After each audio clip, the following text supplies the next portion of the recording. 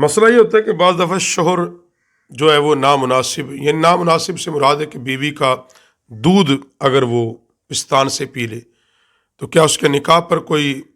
اثر پڑے گا، اور مہر کی شرعی مقدار کیا ہے، حق مہر کی شرعی مقدار کیا ہے۔ یہ بات یاد رکھو، انسانی جز سے نفع اٹھانا حرام اور ممنوع ہے۔ ہاں البتہ شوہر کا یہ فعل شرعاً ٹھیک نہیں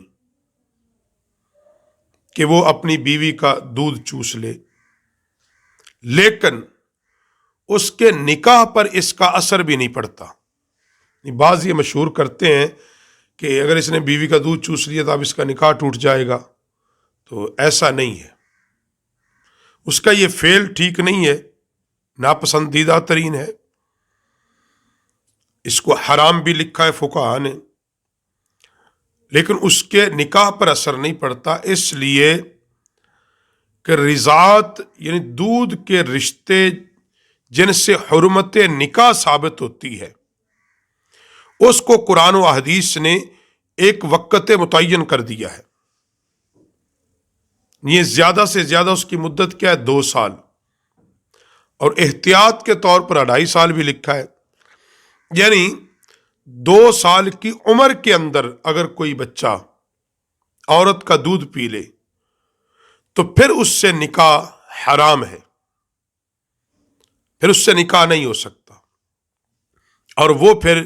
اس ماں سے جتنے بھی بچے دودھ پئیں گے ان کا وہ رضائی بہن بھائی بن جائے گا۔ رہا کہ مہر کی مقدار شرعی کیا، اس پہ میں نے بڑی تفصیل سے پہلے بھی بات کی ہے۔ شوہر پر حق مہر کا ادا کرنا یہ واجب ہے، یہ بات یاد رکھیں، یہ واجب ہے۔ اور مہر شرعی، کہتے شرعی حق مہر لکھ دو، مہر شرعی یہ ہے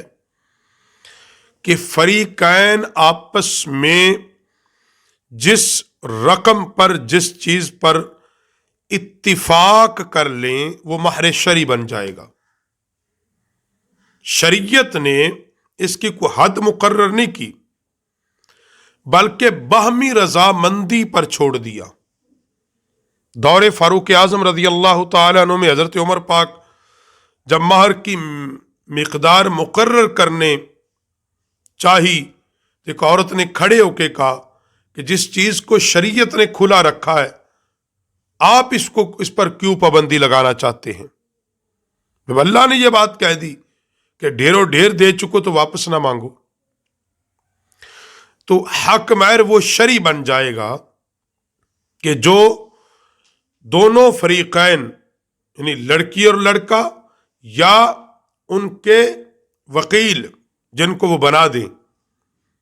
ان کی رضامندی سے جو طے پا جائے، پھر وہ حق مہر وہ شرعی مہر ہوگا اور وہ لڑکے کو ادا کرنا لازم ہوگا۔ اب لڑکی والے فقط اس نظریے اور اس سوچ کے تحت زیادہ حق مہر لکھوائیں نکاح نامے میں کہ لڑکے کو پابند رکھنا ہے، دباؤ میں رکھنا ہے، تو یاد رکھو یہ شریعت اور اسلام کی روح کے خلاف ہے، یہ روح کے خلاف ہے کہ اتنا زیادہ حق مہر لڑکی والوں کی طرف سے لکھوا دینا جو لڑکا لکھنے کی طاقت و استطاعت ہی نہ رکھتا ہو اور آگے ہوگی بھی نہیں، اور صرف نظریہ اور سوچ ہو کہ کل یہ چھوڑے نہیں، طلاق نہ دے، یا کل یہ ہمارے دباؤ میں رہے، بچی سے آگے بولے نہیں، تو یاد رکھو یہ سوچ جو ہے شریعت کی منشا روح کے خلاف ہے۔ ادا کرنے کی نیت بھی ہو پھر اگر لکھایا جائے تو ادا کرنا بھی چاہیے، پھر ٹھیک ہے، پھر چاہے آپ کروڑوں لکھا لیں، اگر ادا کرنے کی نیت بھی ہو اور وہ ادا بھی کرنا چاہتا ہو تو پھر ٹھیک ہے۔ ایک ادا ہی نہیں کر سکتا، نیت بھی کوئی نہیں، صرف نیت اور ارادہ ہی یہ ہے کہ اس کو پابند کرنا ہے، باندھنا ہے، جیسے ہمارے یہاں شرائط لکھائی جاتی ہیں نکاح میں باقاعدہ، جو معجل 5,000 ہے جی، غیر معجل جی 10 لاکھ ہے جی، طلاق یہ وہ دینے کی صورت میں 50 لاکھ ہے جی، اتنا سونا ہے جی، اتنا جیز ہے جی۔ منشا اور مقصد کیا ہے؟ اس کو قابو رکھنا۔ اس کے نتائج کیا نکلتے پھر معاشرے میں؟ کہ وہ سالوں سال لڑکی روس کے اپنے پیکے بیٹھی ہوئی ہے، وہ اس ڈر سے اس کو چھوڑ نہیں رہا، وہ کہتی طلاق دے، وہ کہتا میں نہیں دیتا، بالاتفاق جھگڑا، فساد، لڑائی،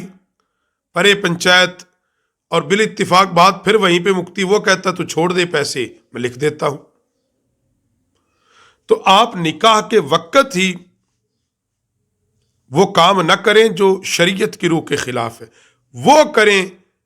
جس کا حکم اللہ رسول نے دیا ہے، تو اس نکاح میں بھی برکت ہوگی، اس مہر میں بھی برکت ہوگی۔ تو یاد رکھو، یہ وہی بات جو میں نے کر دی ہے، خلاصہ کلام یہ ہے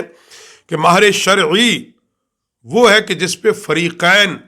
راضی ہو جائیں، وہ جتنے پر راضی ہو جائیں وہ مہر شرعی بن جائے گا۔